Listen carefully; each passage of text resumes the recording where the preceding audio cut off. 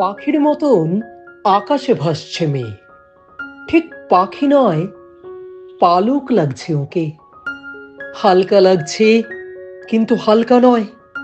ওর ভার মাপা যাবে না তো খালি চোখে। যে বয়সে লোকে হাল ছেড়ে ভাবে, যাক, প্রায় শেষ করে এনেছি তো সব কাজ, সে বয়সে রোজ নতুন চ্যালেঞ্জ নিয়ে নয়া ইতিহাস লিখে দিলে তুমি আজ।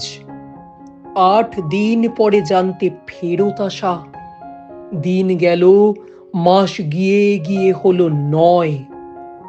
ভাঙলে না তবু, মেনে নিলে হাসি মুখে জীবন মানেই অনিশ্চিতের জয়।